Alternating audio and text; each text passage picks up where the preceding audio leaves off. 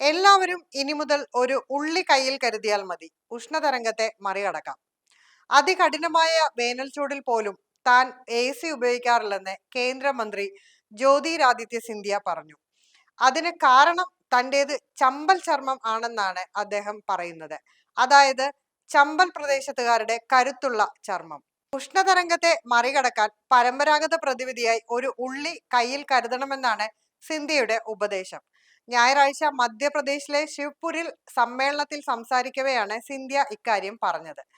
തന്റെ കാറിലോ മുറികളിലോ AC ഉപയോഗിക്കാറില്ല. May June മാസങ്ങളിലെ 51 ഡിഗ്രി ചൂടിൽ പോലും ആളുകൾ ഇതേക്കുറിച്ച് തന്നോട് ചോദിക്കാറുണ്ട്. ഇത് ചമ്പൽ ചർമ്മമാണ് എന്നാണ് താൻ അവർക്ക് മറുപടി കൊടുക്കാറ് എന്നാണ് കേന്ദ്രമന്ത്രി പറയുന്നത്. ഇനി മറ്റൊരു കാര്യം, കാഴ്ചയിൽ എനിക്ക് പ്രായം കുറവ് തോന്നിക്കുമെങ്കിലും എൻ്റെ മനസ്സ് പഴയതാണ്. അതിനാൽ നിങ്ങളുടെ കീശയിൽ എപ്പോഴും ഒരു സവാള കരുതുക എന്നും സിന്ധ്യ കൂട്ടിച്ചേർത്തു.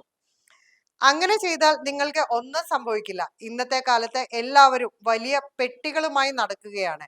എന്നാൽ വാർത്താവിനിമയ മന്ത്രി കൂടെ കൊണ്ടു നടക്കുന്നത് സവാളയാണ്. ഇതൊക്കെ പഴയ രീതികളാണ്. ആയുർവേദം പുരോഗമിക്കുമ്പോൾ ഇത്തരം പരമ്പരാഗത അറിവുകളെ നമ്മൾ മറന്നു പോകരുത് എന്നാണ് കേന്ദ്രമന്ത്രി പറയുന്നത്.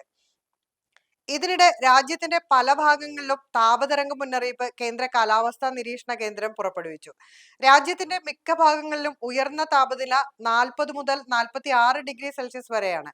പടിഞ്ഞാറൻ ഹിമാലയൻ മേഖല, വടക്കു കിഴക്കൻ ബീഹാർ, വടക്കു കിഴക്കൻ ഇന്ത്യ എന്നിവിടങ്ങളിൽ താപനില 36 ഡിഗ്രി സെൽഷ്യസിൽ താഴെയാണ്.